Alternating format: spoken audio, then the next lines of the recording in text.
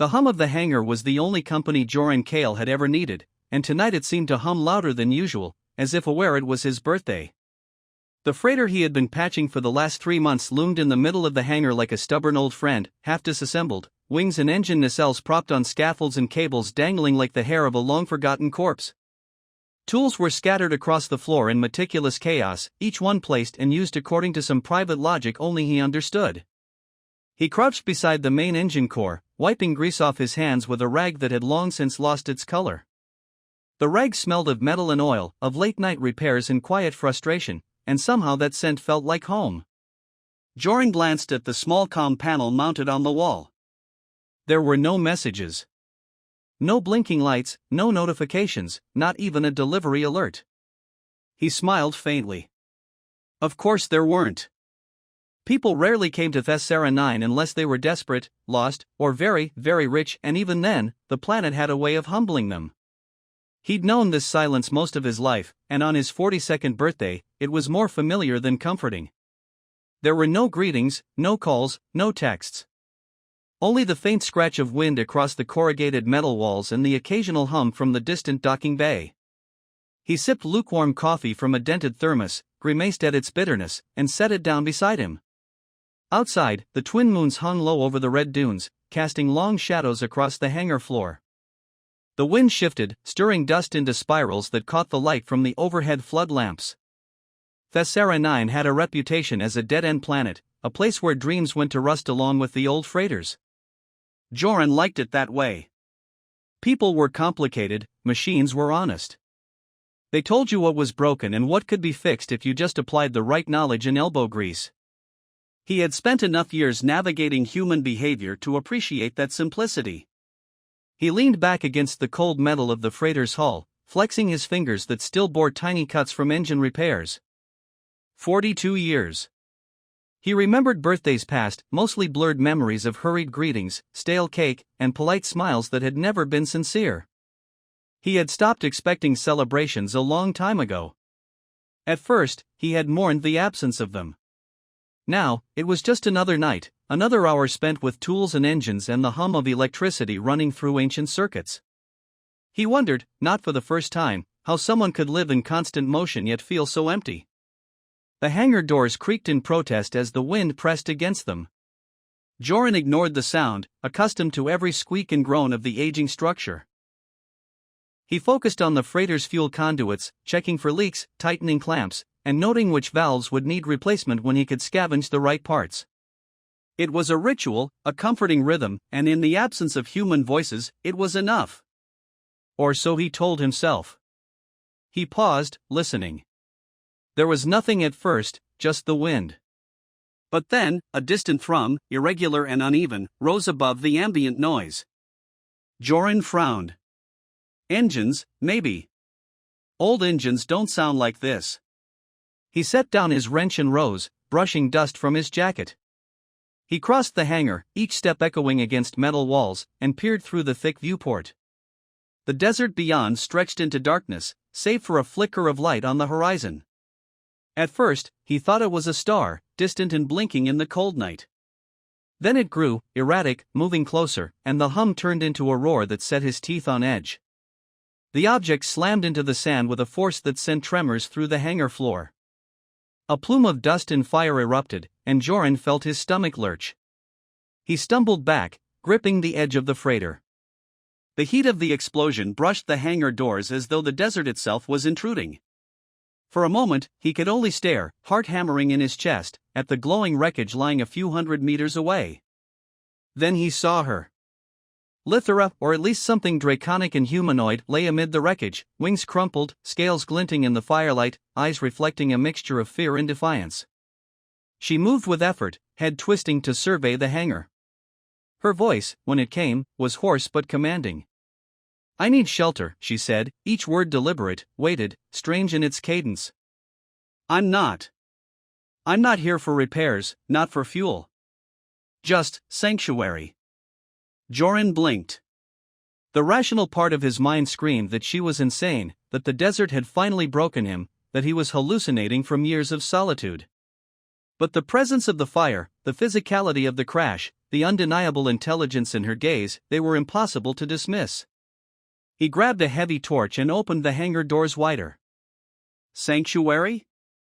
You've got the wrong place," he said cautiously, stepping toward the ramp. "You can't just—" "I'm not asking for much," she interrupted, voice sharp yet not unkind. Pain laced her words. "Just a place to hide." "They're coming for me." Joran hesitated, measuring the odds. They Imperial Draconians? Could a lone human even fathom the politics of that? He knew enough to understand that whatever she was fleeing, it was serious. And yet, he was alone. 42, alone, and had no reason to get involved in galactic affairs. No reason at all. And still, something in her eyes, something in the desperate tilt of her wings and the way the desert light caught the curves of her scales, told him that saying no wasn't as simple as he had always thought it might be. He sighed, wiping sweat and dust from his forehead. "Fine," he said finally. "Come inside. But one wrong move, and you're on your own." Lithara's wings twitched, a fragile attempt at acknowledgement, and she limped toward the hangar. The roar of the engines outside faded into the night, leaving the hum of the hangar to reclaim its dominion. For the first time in years, Joran felt the air around him change, not with the arrival of visitors, not with the buzz of activity, but with the uneasy, electric charge of a life suddenly intertwined with another. The hum settled, quieter now, but somehow heavier. Something had arrived, and nothing, not even 42 lonely birthdays, would ever be the same again. The smell of scorched metal lingered in the hangar as Joran guided Lithara inside. Her wings were crumpled against her back, scales marred with ash and blood. She stumbled with each step, claws scraping against the concrete floor, and Joran had to grab her elbow to steady her. The freighter's lights flickered weakly, casting the hangar in uneven pools of pale yellow. Dust settled slowly from the ceiling, drifting like lazy specters in the glow. "I told you," she rasped, voice strained but firm, "I only need shelter. Nothing else. No engines, no parts, no fuel. Just somewhere safe to rest." Her chest rose and fell with shallow breaths, eyes darting to the shadows in the corners as though expecting them to leap out at her. "You're asking a lot," Joran muttered, brushing his hands against the rag that had been sitting on the workbench. "Most people don't survive a crash like that, and you're asking me to just let you stay?" He didn't add that letting her in could get him killed. That was implied in every unspoken syllable. Thessera 9 didn't have laws, it had consequences. And if Imperial Draconians were really after her, she was dangerous company. Lithara sank onto the floor, wings folding awkwardly around her.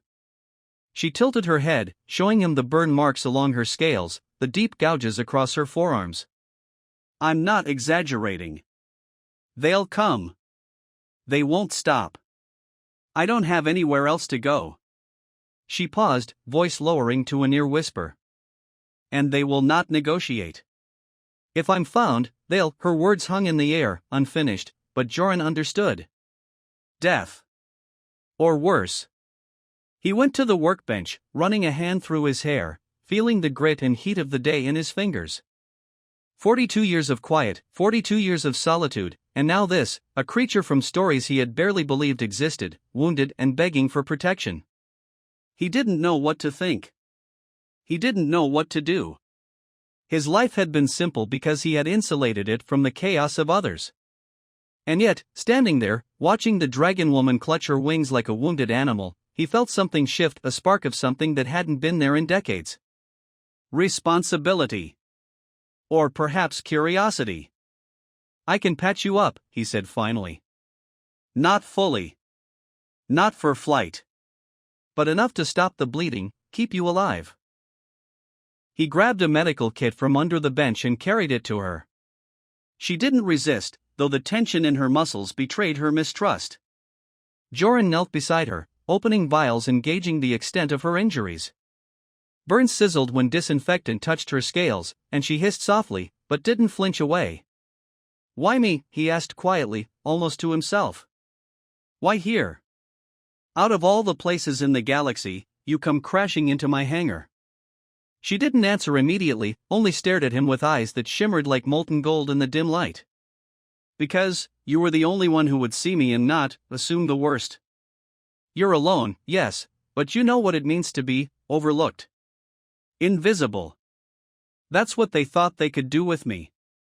That's why they underestimated me. Joran frowned, not sure how to respond. He had always been invisible, or at least he had allowed himself to be.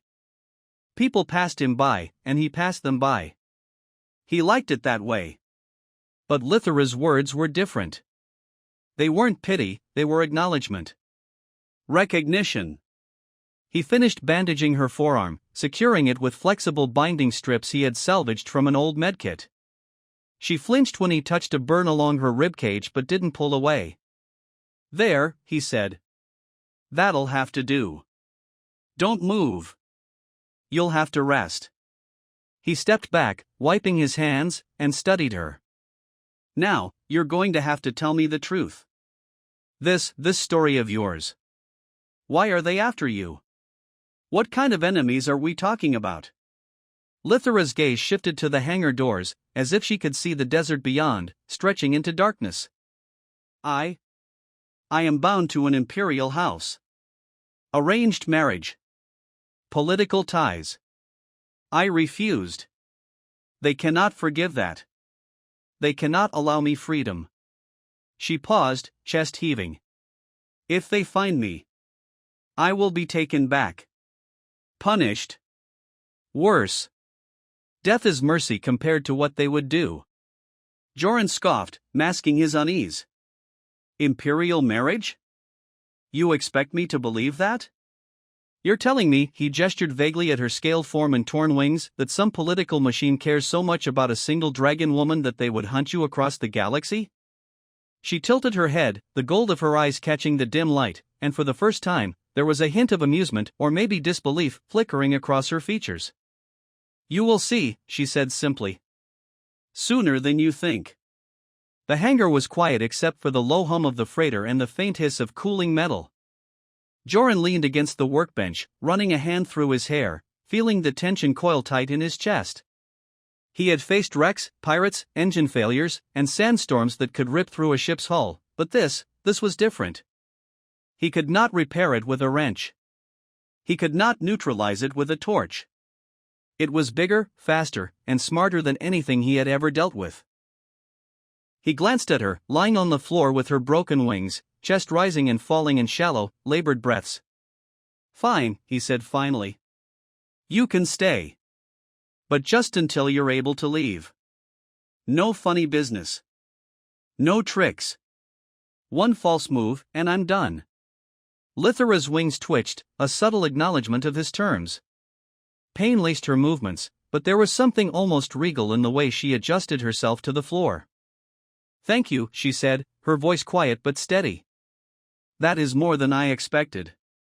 Joran's eyes drifted toward the hangar doors, beyond which the desert stretched endlessly. Stars glimmered in the cold void above, indifferent and distant. And yet, as he watched, he felt a prickling at the edge of his awareness, a sense that the night had grown heavier, charged with a presence he could not yet name. Somewhere out there, far beyond Thessera 9, someone or something was already searching for her. And for the first time in years, Joran Kale understood that his quiet life of solitude had ended. The hum of the hangar seemed louder now, almost alive, filled with the weight of expectation, danger, and a life he hadn't been willing to take before. Lithera shifted slightly, watching him, and he realized that her survival was now intertwined with his choices.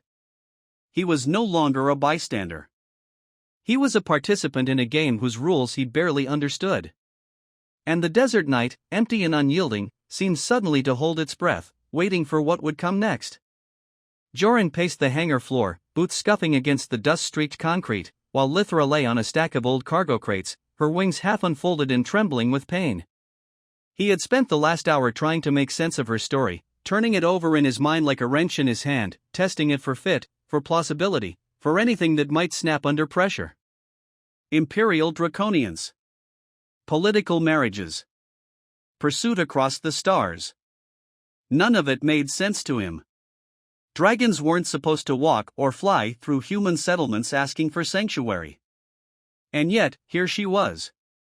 He stopped near the freighter, rubbing his jaw, trying to mask the unease creeping through him. So, he said slowly, trying to sound more confident than he felt, let's run through this again. You refuse some arranged marriage. Big deal. Why would anyone care? You think they'll chase you across a desert planet that no one even remembers exists? Lithera tilted her head, eyes narrowing, and there was a sharpness in her gaze that made him take a half step back. You misunderstand. It is not a simple marriage.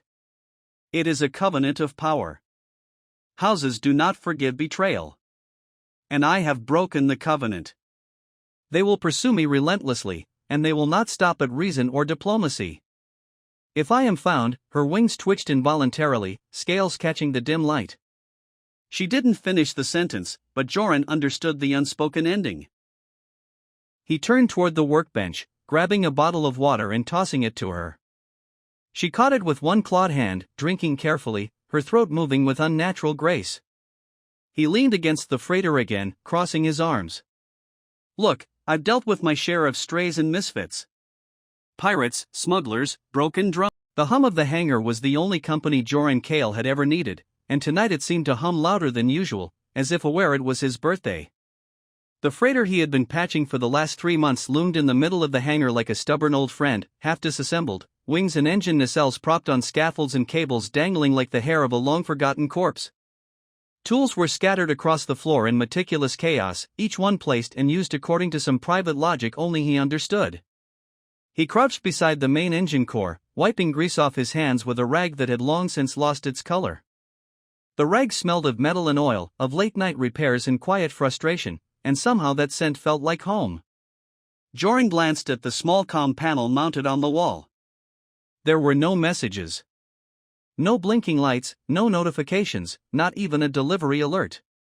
He smiled faintly. Of course there weren't. People rarely came to Thessera 9 unless they were desperate, lost, or very, very rich, and even then, the planet had a way of humbling them. He'd known this silence most of his life, and on his 42nd birthday, it was more familiar than comforting. There were no greetings, no calls, no texts. Only the faint scratch of wind across the corrugated metal walls and the occasional hum from the distant docking bay. He sipped lukewarm coffee from a dented thermos, grimaced at its bitterness, and set it down beside him. Outside, the twin moons hung low over the red dunes, casting long shadows across the hangar floor. The wind shifted, stirring dust into spirals that caught the light from the overhead flood lamps. Thessera 9 had a reputation as a dead-end planet, a place where dreams went to rust along with the old freighters.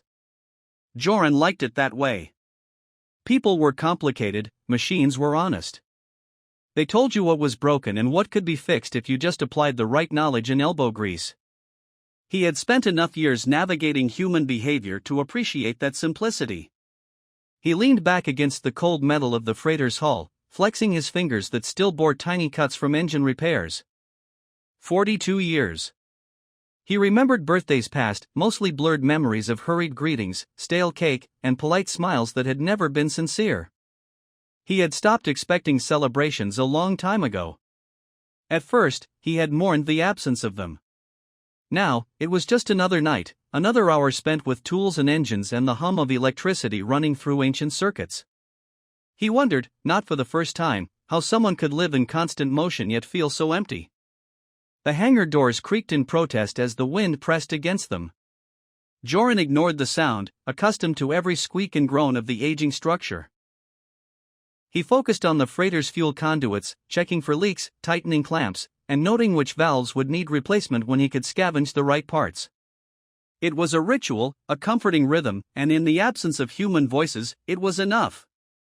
Or so he told himself. He paused, listening. There was nothing at first, just the wind. But then, a distant thrum, irregular and uneven, rose above the ambient noise.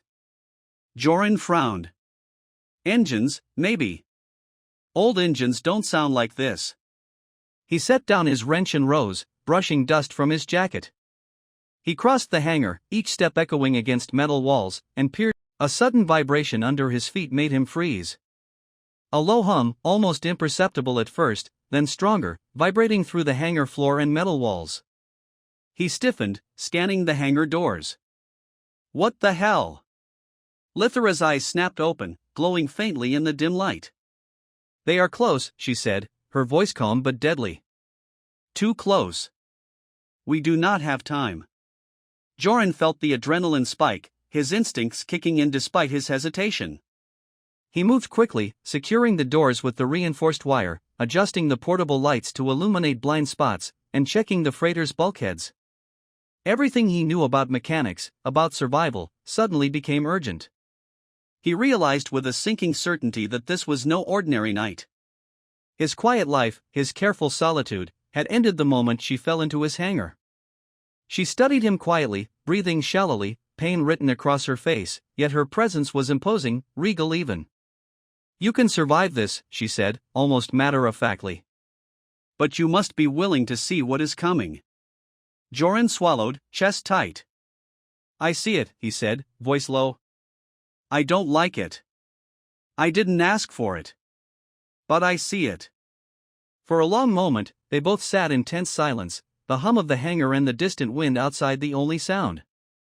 And then, as if the desert itself held its breath, a faint light flickered on the horizon, too bright, too deliberate, to be a star. Joran's heart pounded. The hunt had begun. Joran's hands shook slightly as he worked, tying off wires and adjusting the freighter's auxiliary power cells, the faint hum of electricity filling the hangar. Outside, the desert wind moaned, pressing against the reinforced doors as though testing their limits. Lithra lay on the stack of crates, wings half-folded, her chest rising and falling with labored breaths. He had patched the worst of her burns, cleaned her wounds as best he could, but even through the layers of bandages, he could feel the latent power humming beneath her scales. It was subtle, a barely there vibration, yet unmistakable. Something alive and dangerous was coiled inside her. "Can you move at all?" he asked cautiously, stepping back to assess her.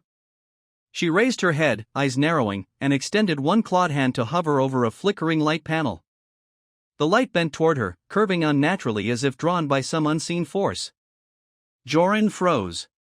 He blinked, rubbed his eyes, and then shook his head. No, that can't." "It can," Lithra said, her voice calm, almost bored. "I can manipulate energy around me. It is not magic. It is not sorcery. It is biology, chemistry, and physics combined in ways your people have not yet mastered." Joran stepped closer, wary but unable to look away. The light panel twisted in the air, circling her hand as though it had a will of its own. Sparks arced, small and contained, yet enough to make his stomach clench. "And you expect me to believe this?" She let the panel float for a moment before it dropped harmlessly to the floor. "I expect you to see it. Belief is irrelevant. Survival is dependent on action, not faith." She winced slightly as she shifted her wings, sending a ripple of shadow across the hangar floor. "They will not wait for argument. They will arrive with speed, and those who cannot keep pace will be left behind." Joran took a deep breath, trying to ground himself. He had fixed freighters that sparked and groaned. He had watched engines explode in the void. He had seen systems fail in ways that made no sense. But this bending of energy, this controlled distortion of matter, it was unlike anything he had ever encountered. And yet it was undeniably real. He felt it in the air, in the vibration of the lights, in the hair raising on the back of his neck. He paced, hands clenched, glancing between her and the freighter.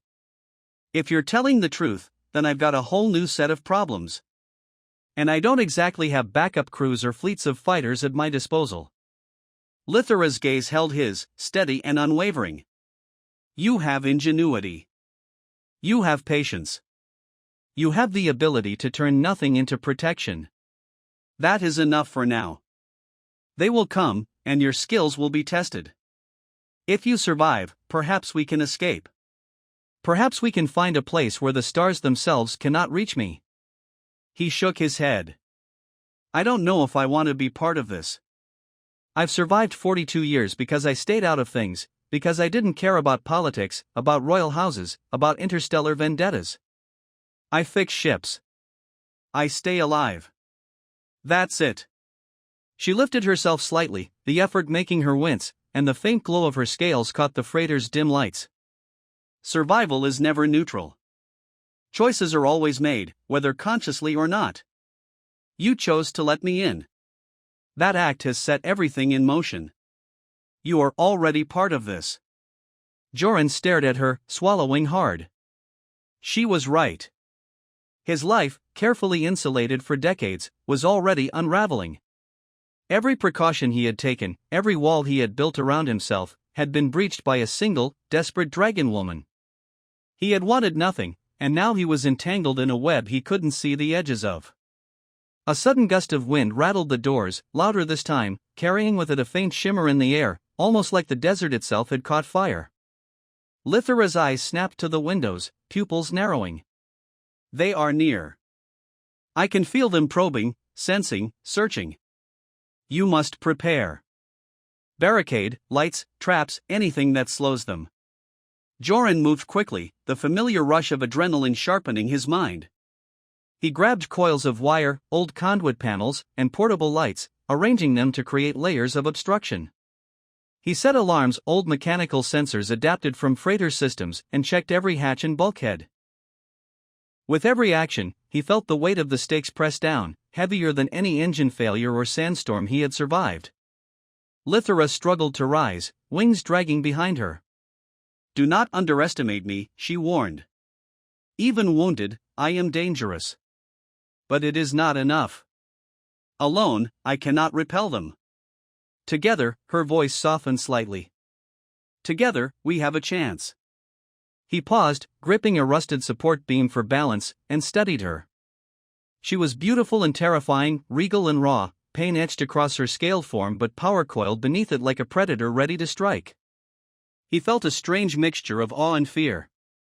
I don't know if I trust you, he admitted. I don't know if I can. Lithara's eyes softened, just for a moment. Trust is earned. But action cannot wait for it. Survival is immediate. A low hum, different from the wind and the freighter's engines, vibrated through the hangar floor. Joran froze, hands gripping the metal, heart hammering. The air itself seemed to thrum with intent, subtle but unmistakable. Lithara's eyes flared brighter. They are close enough to probe the desert. You will see them soon. Joran felt a chill run down his spine. He glanced at her, and for the first time, the reality of her story settled in fully. This was not a plea born of desperation alone. This was truth, wrapped in urgency and danger. The stars themselves, she had said, were tracking her. And now, somehow, he could feel it, an unseen weight pressing down from the void beyond the hangar, a predatory patience that made his pulse quicken. He exhaled, steadying himself. All right, he muttered, voice low and tense. If what you say is true, we survive tonight. We prepare. Then we figure out how to stay ahead. But don't think this means I'm convinced about the rest of your story. Lithara's wings twitched slightly, the faintest gesture of acknowledgement. You will see, she said. Soon enough, you will see. The desert outside seemed darker now, charged with anticipation, and the hangar, once a quiet sanctuary, felt suddenly fragile, a thin shield against forces they could barely imagine. And for the first time, Joran realized that his life, measured in decades of solitude and careful calculation, had irrevocably changed. The hum of the hangar had grown tense, almost electric, as Joran moved quickly to secure the entrances. Dust swirled in the corners, caught in the dim light of the freighter's auxiliary lamps. Lithara shifted on the crates, one wing dragging heavily across the floor, and Joran caught her eye. You ready for this? He asked, voice low. She inclined her head slightly, the faint glow of her scales pulsing with her shallow breathing. I do not sleep. Not while they are near, she said. Her voice was steady, but there was an edge to it, the kind that made the hairs on his arms rise. She had sensed them long before he could, and he knew instinctively that she was not exaggerating. Joran went to the hangar doors, checking the mechanical locks and sealing the gaps as best he could. He had rigged a few tripwires and makeshift alarms, nothing sophisticated, but enough to give them a warning if someone or something tried to force entry. Every shadow seemed to twitch with potential threat, every flicker of the dim lights making him tense. He was accustomed to danger, but this was different, deliberate, precise, unrelenting. A faint vibration ran through the hangar floor. Joran froze, crouching, listening. "What is that?" he whispered. "They are here," Lithra said calmly, her eyes glowing faintly in the dim light. "They are scanning, probing the surface, searching. They will not linger. Once they detect me fully, they will act." Outside, a faint glow appeared over the dunes, almost imperceptible at first, then brightening in deliberate pulses. It was not a fire, not a signal, but a scanning sweep, moving across the desert, probing the hangar's location. Joran's stomach tightened. He had patched freighters in worse storms, but he had never faced anything like this. He moved back to Lithra. "What exactly are we dealing with? I mean, ships? Troops? What?" "They will come in the forms necessary," she replied. "Some will be vessels, others, instruments of detection. Some will be unseen until it is too late. You must act quickly, and without hesitation." Joran swallowed, feeling the weight of the situation settle on his shoulders. He had faced sandstorms that could shred metal, pirates who could dismantle ships in hours, and mechanical failures that could end life in seconds. But this was calculated, targeted, and relentless. His usual tactics, his knowledge of machinery and makeshift defense, were only part of what they needed. He glanced at the freighter, at the tools and supplies scattered across the floor. Improvisation would be their weapon, speed their shield. He could patch, barricade, and misdirect, but the chase would not wait for his planning. Lithra was right, survival depended on action. A sudden ripple in the air outside the hangar caught his attention. Dust rose in tiny columns, and the faint hum of engines, different from any terrestrial machinery, approached. Joran's pulse spiked. He could see the first flickers of movement, the desert responding to an unseen force. He moved instinctively, signaling Lithra. "Get low," he instructed, voice barely above a whisper. "Stay out of sight until I tell you." Lithra's wings twitched, and she lowered herself further against the crates, eyes scanning the hangar doors. Her glow dimmed, blending with the shadows. "They will not underestimate you," she murmured. "They will probe every weakness. Be ready." Joran grabbed a coil of wire and ran it along the perimeter of the hangar, creating a simple circuit that would trigger a spark if the doors were forced. He set portable lights to illuminate likely entry points but angled them to create deceptive shadows, buying precious seconds. Every action was deliberate, calculated, a blend of instinct and improvisation honed over decades of isolation. The first ships appeared over the horizon, sleek and angular, glinting faintly in the moonlight. They hovered silently, scanning, as if the desert itself had been mapped to betray their quarry. Joran felt his heart pound. He had seen starships before, but never hunting someone in such a methodical, predatory way. Lithra's eyes flared. "They are aware of the hangar," she said. "Soon they will probe the defenses, test the perimeter. You must be ready to move when the moment comes." Joran nodded, though he wasn't sure he fully understood what ready meant in this context. He was used to controlling situations, to knowing the parameters and acting within them. This was different. Parameters shifted constantly. Every second brought new variables, new threats, new unknowns. The first beam of scanning light struck the hangar doors, and he felt a tremor run through the floor. He glanced at Lithra. Her eyes burned with intensity, pupils narrow, every muscle coiled for action. The desert beyond seemed alive with motion, a subtle shimmer betraying the invisible probes that swept the dunes, testing for weaknesses, listening for movement. Joran swallowed hard. "Okay," he muttered to himself, tightening his grip on a nearby metal rod. "Here it comes." Lithra shifted slightly, wings adjusting despite the pain. "Do not underestimate me," she whispered. "I will buy time, but you must act when necessary. We have little room for error." The hangar seemed to shrink under the weight of anticipation. Every creak, every vibration, every flicker of light became magnified. Joran realized, with a mix of fear and resolve, that his quiet life, his long years of solitude, had ended. He could no longer retreat to his workbench or his freighter. Survival demanded immediate, decisive action, and failure was not an option. A faint pulse of energy rippled through the air outside. Joran felt it in his bones, a subtle but undeniable presence. Lithara's eyes glowed brighter, her form tensing. "They are probing the defenses," she said. "Soon they will act. You must be ready." Joran gritted his teeth, scanning the hangar one last time. Improvised traps, barricades, lights all set. He had no illusions about the danger, but for the first time, he felt a rush of clarity. The hunt had begun, and whether he liked it or not, he was in the game. The ships hovered closer, silent, deadly, scanning every inch of the desert. Joran and Lithara crouched in the shadows, the weight of what was coming pressing down on them. And for the first time since his 42nd birthday began, Joran realized that the night was no longer his own. It belonged to the hunt, and they were the prey. Joran gripped the controls of the patched-up freighter, sweat running down his forehead as he guided the ship out of the hangar. The engines coughed and shuddered, complaining under the strain of hastily jury-rigged repairs. Sparks danced along the fuselage where metal met metal too tightly, and the smell of overheated circuits filled the cockpit. Lithara crouched beside him, wings folded painfully against her back, one clawed hand resting lightly on the console.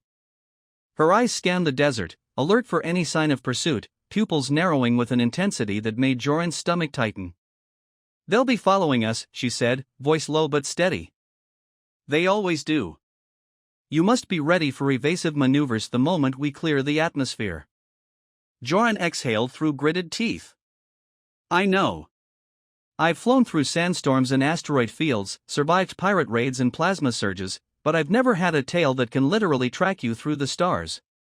His hands worked the controls with practiced precision, adjusting thrusters and balancing power. Every second mattered. Every misstep could mean capture or worse. Lithara's gaze flicked to the console. "Engines are unstable. Do not push beyond your limit. You will need the freighter intact to maneuver through the asteroid belt." He shot her a glance.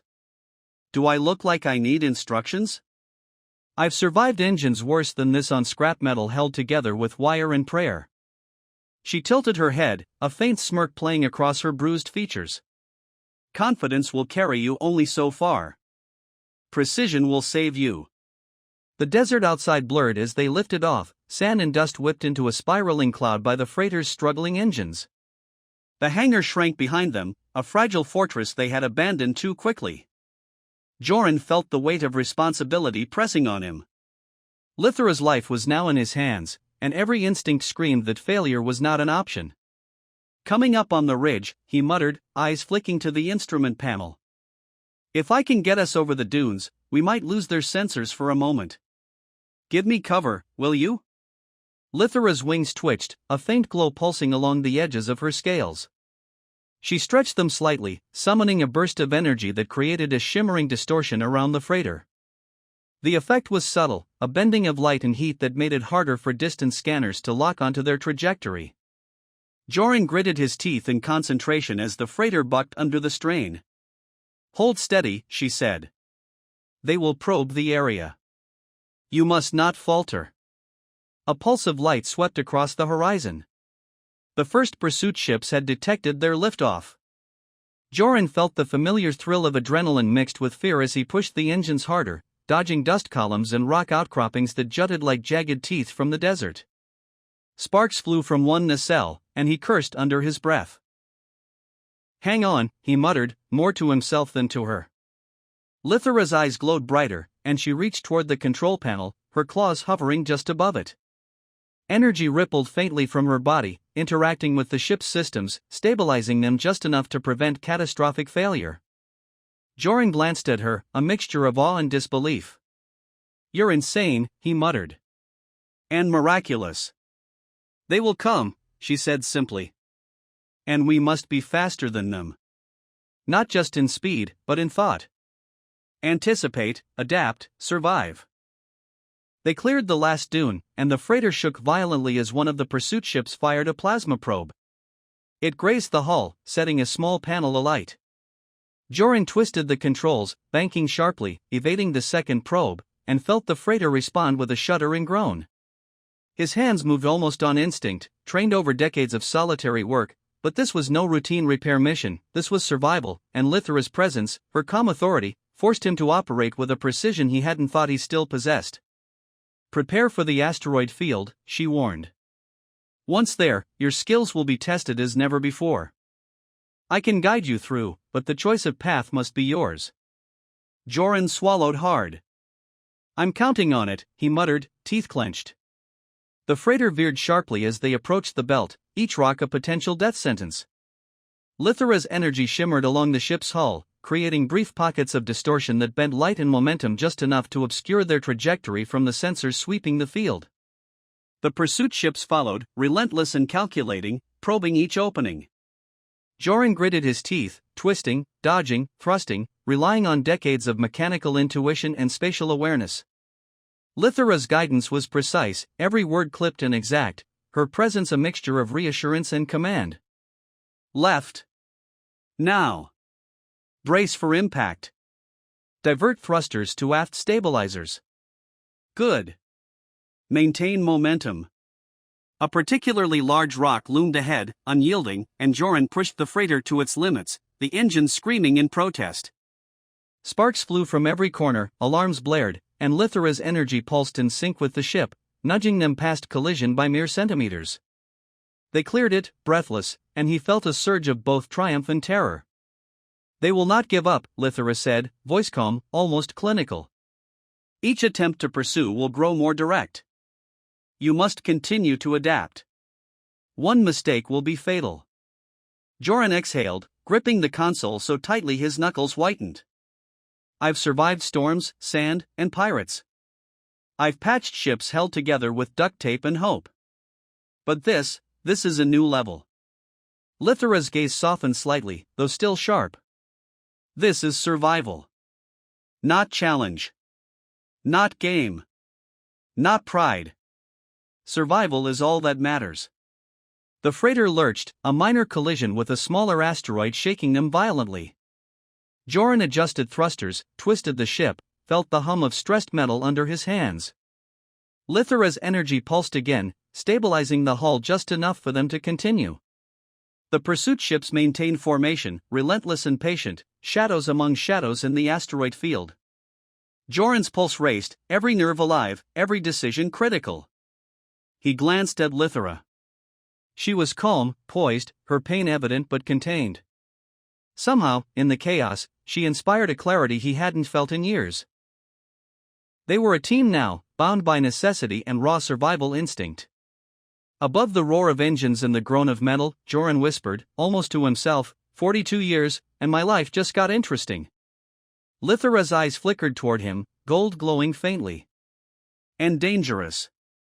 Do not mistake exhilaration for safety."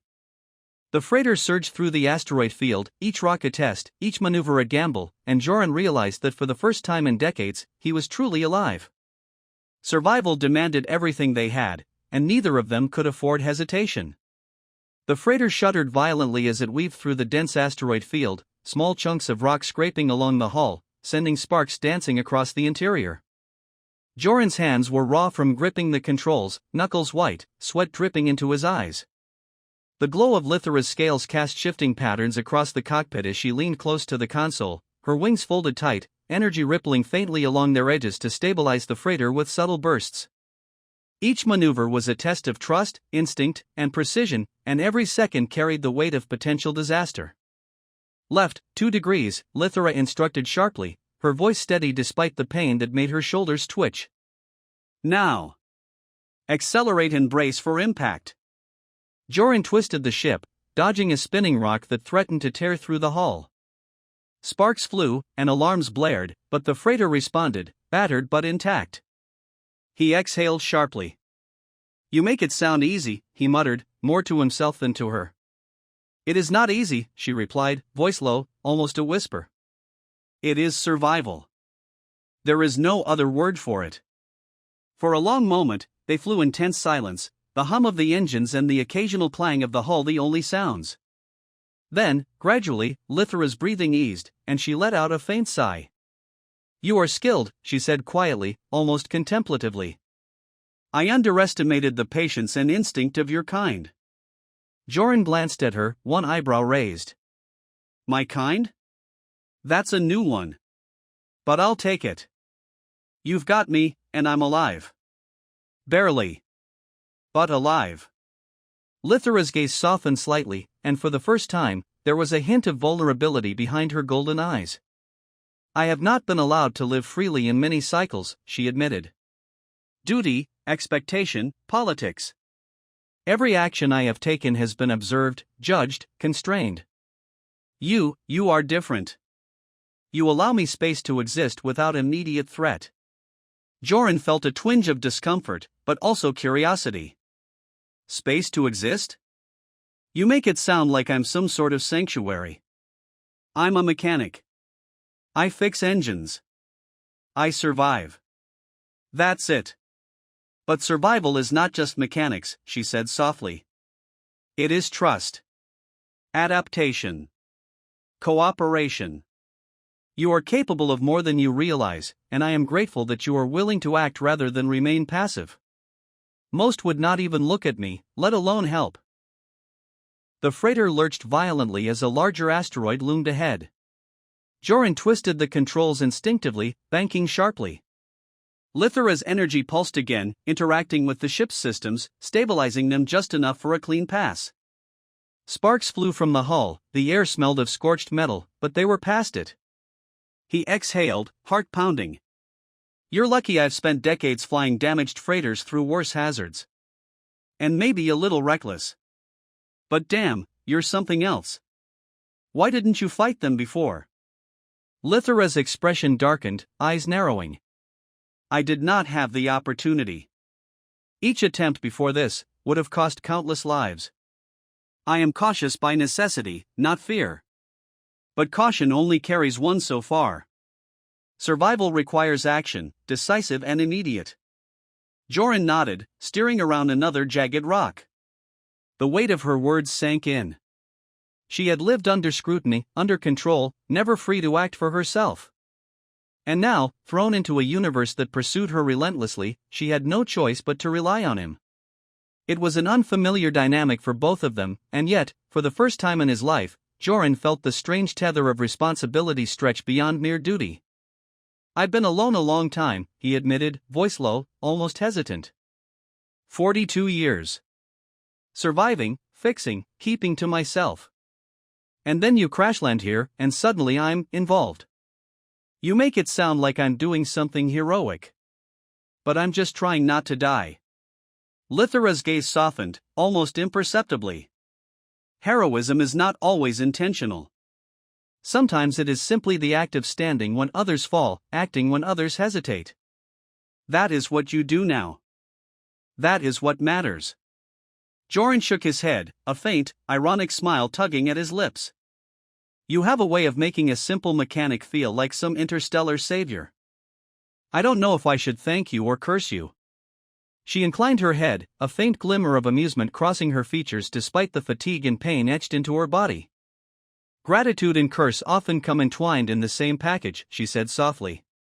It is part of existence. You will learn that soon enough. The freighter jolted as another pursuit vessel probed the asteroid belt, scanning for their trajectory. Joran's pulse quickened. All right, he muttered, eyes narrowing on the obstacles ahead. Enough talking. Time to survive a little longer. Lithera adjusted herself, wings flexing in small, controlled movements that sent waves of energy through the ship. Prepare to maneuver. I will guide you, but your hands, your instincts, must carry us through. One error, and this field will be our tomb. Joran gritted his teeth, focusing completely. He had flown through storms, dodged debris, and outrun pirates, but this was different. Every rock, every movement, every pulse of energy from Lithera mattered. He was learning her rhythms, trusting her subtle guidance, feeling the pulse of her power sync with the freighter's engines. Minutes stretched into hours, though he had no way to measure time in the field. They spoke little, only necessary commands, adjustments, and warnings. Yet in that silence, a bond began to form. He was beginning to understand her strength, her intelligence, her resilience. And she was beginning to rely on him, not just for survival, but for judgment, for quick thinking, for the instincts honed over decades of solitude. Joran exhaled sharply, spinning the freighter around a jagged asteroid with inches to spare. Lithara's energy pulsed in acknowledgement. "You learn quickly," she said, voice soft but approving. "Perhaps there is hope for both of us yet." He allowed himself a brief, exhausted smile. "Hope? Don't get poetic on me. I'm just trying not to die, remember?" She tilted her head, a faint smirk flickering over her scales. "Survival is the first step toward more than mere existence. Perhaps you will discover that in time." The freighter surged forward, past the final obstacles, leaving the densest part of the asteroid field behind. Joran felt the first real release of tension, though his muscles were still coiled, ready for the next threat. Lithara leaned back, exhausted but alert, eyes scanning the horizon. For the first time in decades, in the middle of chaos and danger, Joran felt a strange warmth. It wasn't comfort, exactly, but a connection, tenuous and unspoken. They were surviving together, navigating not just the asteroid field but the fragile trust growing between them. And for the first time, Joran wondered if 42 years of solitude had prepared him, not for survival alone, but for the possibility of someone else surviving alongside him. The neutral outpost hung in the void like a forgotten relic, a cluster of metallic spires and docking bays carved into a rocky asteroid. Its dim lights flickered against the darkness, casting long shadows that made the place feel half-abandoned. Joran guided the freighter carefully through the narrow docking approach, checking the thrusters and stabilization systems constantly. Lithara crouched beside him, wings folded tightly, her energy pulsing faintly as she scanned the outpost with a predator's precision. "They will have sensors," she warned quietly. "Imperial scouts always leave traces. They will detect anomalies in the docking fields, communications, heat signatures. You must act as if we are invisible, or they will strike immediately." Joran tightened his grip on the controls. "Invisible," he muttered. "Right. Because nothing ever goes wrong when you try to be invisible in a place crawling with scanners and bureaucrats." Lithara's eyes narrowed. "This is not a suggestion. Every second counts. Hesitation could cost more than just your lives." They slipped the freighter into a narrow docking bay, the metal scraping faintly as the ship settled into place. Joran activated the auxiliary locks and magnetic clamps, ensuring the freighter would not shift during unloading. The outpost was quieter than he expected, shadows pooling around angular walls and abandoned cargo platforms. It smelled faintly of oil and ozone, a place designed for machinery rather than comfort. Joran exhaled sharply. "This place looks abandoned." "Appearances are deceptive," Lithara said. "We are not alone. Sensors are active, hidden, waiting for a trigger. Imperial agents are patient. They will test the perimeter before striking directly." He swallowed hard. "And what exactly am I supposed to do? Walk around like a casual visitor?" "You will follow my lead," she said, her voice clipped but calm. "I will detect probes, interpret anomalies, and direct our movements. You will act quickly and decisively when I instruct. Hesitation will be fatal." Joran followed her through the docking bay, muscles tense, eyes scanning every shadow. The faint hum of machinery and the occasional drip of water from corroded pipes filled the silence. Lithara moved with deliberate grace, each step measured, scanning the walls and floor with eyes that seemed to penetrate more than just physical space. "They are here," she whispered suddenly, crouching behind a stack of cargo containers. Her hand rose, pointing toward a distant corner of the docking bay. A faint shimmer in the air betrayed the presence of cloaked figures, Imperial agents, scanning for heat and electromagnetic anomalies. Joran's pulse spiked. "How many?" "3," she said quietly. "4 now. More will arrive if we trigger alarms. Do not engage unless necessary." He crouched beside her, heart hammering. "Engage if necessary." "Got it. How do we?" "Move silently. Avoid sensors. When one approaches too close, you will block and misdirect. I will guide you." Joran nodded, tension coiling like steel in his chest. They moved in near silence, shadows bending around them as Lithara's subtle energy pulses distorted light and heat signatures just enough to confuse the scanners. Joran followed instinctively, adjusting movements in sync with her directions. Every step was precise, calculated, a delicate dance across a floor alive with unseen eyes. One of the cloaked agents shifted unexpectedly, and a faint glow appeared along the seams of their detection gear. Lithara's eyes flared briefly. Left. Now. Avoid the shadows from the support beams. Quick. Joran twisted, stepping lightly, barely scraping his boots against the metal floor. The agent's sensors swept past without detecting them. He exhaled softly. This is insane, he muttered. Focus, Lithara said, voice low but firm. Insanity will not save you.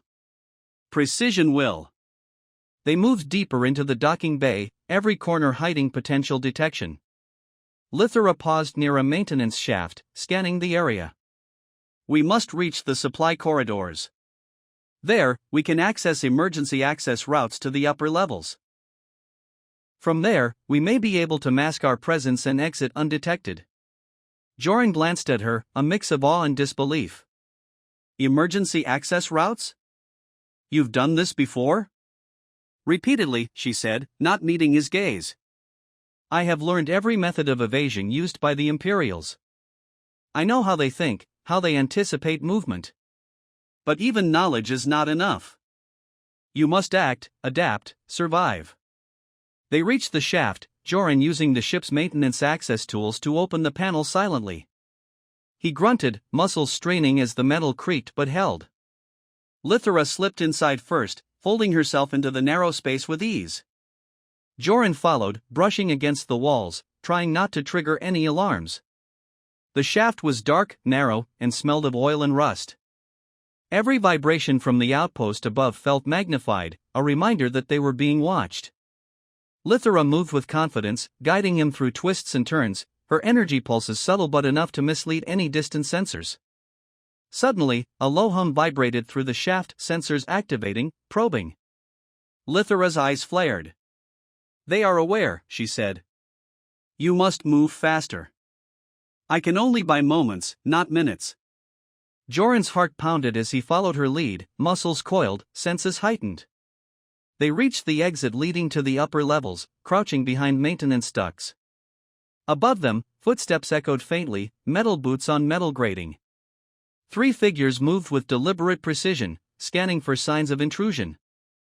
Wait for my signal, Lithara whispered. Then run to the next cover point. Do not hesitate. Joran's pulse raced, and he gripped the edge of the duct. Every instinct screamed to bolt, to flee, but he knew one wrong move could trigger detection, and once detected, the Imperials would act immediately, and the consequences would be fatal. Lithara's golden eyes glowed faintly in the shadows. Now, she commanded. They sprinted along the upper ducts, moving from shadow to shadow, dodging the sensor's sweep. Sparks flew from an exposed panel as Joran brushed it too closely, and Lithara extended a hand, energy flaring just enough to distort the sensor's readings. The figures paused, confusion flickering across their masked visages, and for a moment, Joran felt a thrill of controlled panic, terrifying, exhilarating, alive. They reached the final corridor, panting, adrenaline surging. Lithara's voice was quiet, almost serene. We are not safe yet, but we have avoided detection for now. One misstep remains deadly. Prepare yourself for the next phase. Joran exhaled, muscles trembling, and glanced at her. For the first time, the magnitude of their situation fully hit him. Imperial agents were close, calculating, relentless. And yet, for now, they had survived, moving together through danger with trust forming in the crucible of necessity. The outpost, once a place of quiet shadows, now felt alive with threat. And Joran realized, with both fear and grim determination, that their survival depended on constant vigilance, unbroken focus, and the fragile, growing bond between human and dragon. The narrow corridor of the outpost vibrated faintly under the distant hum of engines, and Joran could feel the tension coiling in his chest like a spring. Every shadow seemed alive, every faint echo a threat. Lithara moved ahead, her wings tucked tightly, scales dimly glowing to mask their thermal signature, energy rippling subtly to bend light and heat. They had navigated this far without detection, but now the sound of metal boots above suggested that the Imperials were closing in, aware enough to probe, patient enough to wait. They've figured part of our route, Lithera whispered, barely audible, eyes scanning the ceiling vents and walls. We must accelerate. One misstep will reveal us completely. Joran tightened his grip on the freighter maintenance toolkit he carried as a makeshift weapon, though he doubted it would help against Imperial agents. How much faster? We're already moving as fast as I can manage without tripping alarms. Faster, she said simply, almost coldly. And more precise. Every movement must count. Use every shadow, every turn. Survival is not speed alone, but timing and control. They rounded a corner into a wider chamber, the echoes of their movement magnified, and Joran's pulse raced. Lithera gestured ahead to a small cargo lift hidden behind a panel. This will carry us to the outer docking ring. Sensors above may detect motion, but the lift's shielding distorts readings. It buys us moments enough to reach cover. Joran nodded, following her lead as she manipulated the control panel with a clawed hand. The lift doors slid open silently, revealing the cramped interior. Lithera entered first, crouching low, energy pulsing faintly to mask their heat. Joran followed, heart hammering, feeling the lift shudder as it began to ascend. Above them, faint footsteps and scanning sweeps grew closer, and a distant mechanical voice spoke through hidden intercoms, garbled but precise. Thermal signatures detected. Sweep in progress. Isolate anomalies. Joran swallowed hard. They know something's moving. How much time do we have? Lithera's eyes glowed faintly. Not long. Seconds, perhaps a minute. Act decisively when the doors open. Do not hesitate. The lift jolted, and sparks flickered along a side panel. Joran cursed under his breath, pressing his hands against the wall to stabilize himself. Lithera's claws hovered just above the console, energy rippling outward subtly, bending the light and magnetic field of the lift enough to reduce detection. The lift doors opened into the upper docking ring, a wide expanse of landing pads and support struts. Lights flickered across the floor, scanning for movement, and the faint hum of approaching Imperial skimmers reverberated through the metal. Joran crouched low, following Lithera as she led him along the shadowed struts. Left, under the overhang. Now, she commanded. He twisted, barely missing his scanning beam, and pressed himself against the cool metal. Sparks from a nearby conduit illuminated their shadows briefly, and he froze, heart pounding. Lithera's eyes glowed faintly, energy distorting the light, shielding them for a moment before it flickered away. They're deploying drones, she said, voice sharp. Thermal, motion, electromagnetic. They'll detect any heat signature if you move recklessly. Joran exhaled, glancing at her. Great. So, we're invisible, silent, and dead if I sneeze. Focus, she said, voice steady, almost a whisper. Each movement is a calculation. Do not fail. A drone swept past, sensors scanning the struts. Lithera extended a clawed hand, energy pulsing in a controlled arc that interfered with the drone's tracking for a split second, long enough for them to slip past undetected. Joran's chest tightened with adrenaline. This was no longer improvisation, it was survival in the purest form, a dance against precision hunters who anticipated every flaw. They moved across the docking ring, ducking behind cargo pods, leaping over struts, each step measured. The hum of pursuit grew louder, Imperial skimmers appearing over the edge of the ring, scanning systematically. Lithera's energy pulses guided their path subtly, bending sensors, masking heat, allowing them to close distance toward the edge of the outpost. Almost there, she said, voice low. One more segment, then the outer ring's shielded bay. From there, we can access the freighter and depart. Joran's arms trembled from exertion, sweat burning his eyes, muscles coiled tight. Almost there, he echoed, trying to steady himself. Let's just survive this minute. A skimmer descended, its sensors sweeping the strut where they had just passed. Lithera extended a faint pulse, bending the sensor readings and creating a false trail of heat a few meters away. The skimmer paused, recalibrated, then moved on. Joran exhaled in relief, chest heaving. That was too close, he muttered. She glanced at him briefly, expression unreadable but eyes sharp. There is no too close with them. Only survival or failure. Remember that. The final stretch to the freighter was in sight, shielded by structural overhangs and the upper docking bay's bulk. Joran sprinted the last few meters, Lithra guiding him precisely, energy pulsing in tandem with his movements.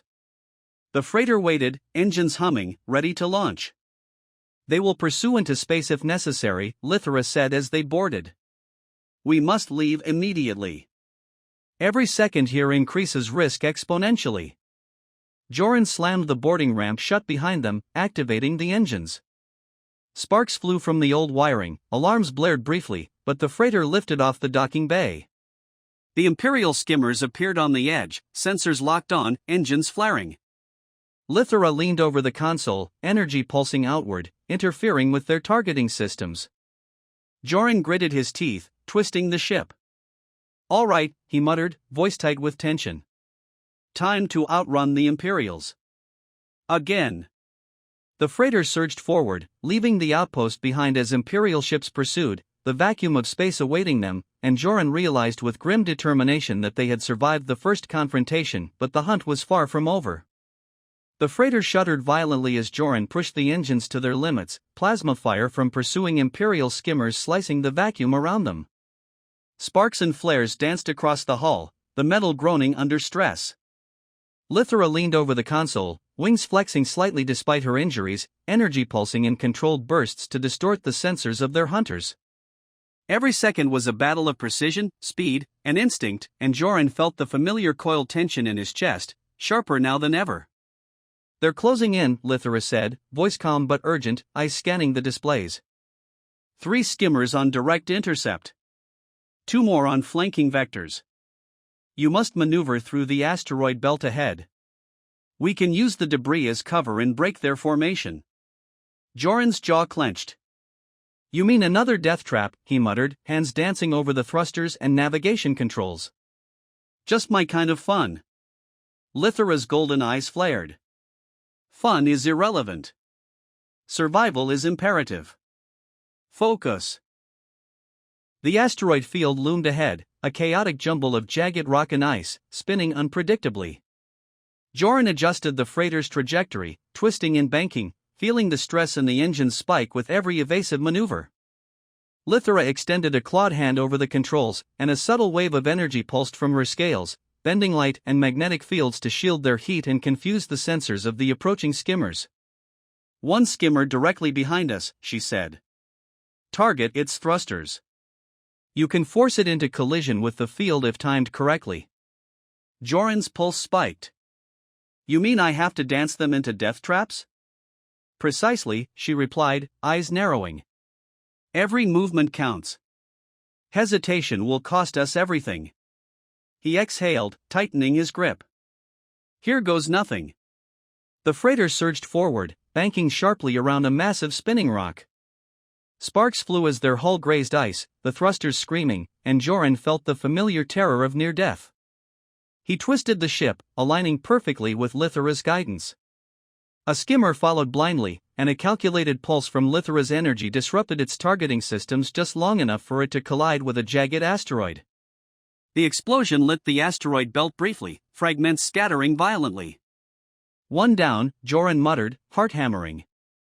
2 remain on flanking vectors, Lithra warned. Prepare to outmaneuver them. Your instincts must be flawless. The next skimmer dove from the left, sensors sweeping aggressively. Joran twisted the freighter, banking hard, dodging spinning debris. Lithra's energy flared again, bending the light and electromagnetic fields to distort their trajectory. The skimmer fired, plasma slicing the void, but the freighter dodged narrowly. Sparks erupted from a side panel, and the smell of scorched metal filled the cockpit. Brace for impact, Lithra said softly, wings twitching, energy pulsing to stabilize the freighter. They skidded past a massive boulder, engines screaming, and the skimmer overshot, slamming into debris with a shuddering explosion. Joran exhaled sharply. That's 2 down. 1 left. Lithra's eyes glimmered with intensity. The last is the most cautious. It will attempt to anticipate your moves, predict your reactions. You must act unpredictably, with precision beyond instinct alone. Joran's hands moved with almost mechanical rhythm, heart racing, muscles coiled. He lured the final skimmer toward a dense cluster of spinning rocks, banking sharply and accelerating through narrow gaps. Lithara's energy pulsed, shielding their heat signature, bending sensor readings. The skimmer followed, attempting to predict their path, and Joran twisted the freighter at the last possible moment.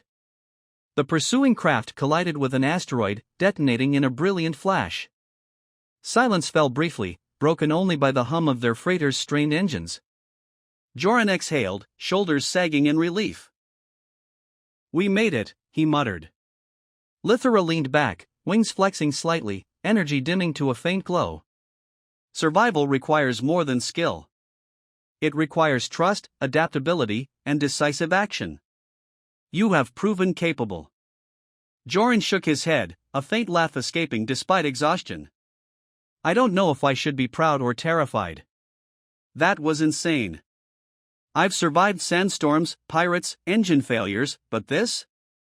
This is next level. She tilted her head, golden eyes softening. You survived because you acted, and because you allowed cooperation where others might have hesitated. That is courage. For the first time in decades, Joran allowed himself to relax, though not entirely. The freighter groaned under stress, systems strained, but they were alive. Lithara exhaled softly, pain and relief mingling in her features. Where to now? He asked quietly, voice low, almost hesitant. Beyond the reach of the Imperials, she replied. We must find a place where the stars themselves cannot track me. It will be difficult, but together, we may succeed. Joran glanced at her, the golden glow of her scales dimly illuminating the cockpit. I've spent 42 years alone, thinking solitude was safe. Turns out, it's just boring until someone like you shows up. Lithara's lips quirked in a faint, almost imperceptible smile. Perhaps isolation is a choice, but survival and freedom require action. He exhaled, feeling the weight of the night, the hunt, the relentless pursuit, and the narrow edge of survival lift slightly. Action, huh? I can do action. And I will guide you, she said softly. But remember, every choice now shapes not just your life, but mine as well. Trust, once earned, is a powerful tool. Joran nodded, fingers tightening on the controls. Trust, huh? I'll take that over isolation any day. The freighter surged forward, leaving the remnants of the outpost behind, engines whining, lights flickering across the void. Lithara leaned against the console, wings partially spread, her energy pulsing faintly. Joran felt a strange mixture of exhilaration and exhaustion, the adrenaline fading but leaving a quiet satisfaction. They had survived. They had outmaneuvered the Imperials. And for the first time in 42 years, Joran realized that his life, solitary as it had been, had changed irrevocably. The universe was vast, dangerous, and unpredictable, but for the first time, he wasn't facing it alone. As the freighter drifted into the shadowed expanse beyond the asteroid belt, the stars twinkling silently, Lithara's voice broke the quiet. The hunt is over for now. But freedom is not given, it must be claimed. Joran glanced at her, a faint smile tugging at his lips. Then let's go claim it. And together, human and dragon, they vanished into the dark, bound by survival, trust, and the fragile hope of freedom.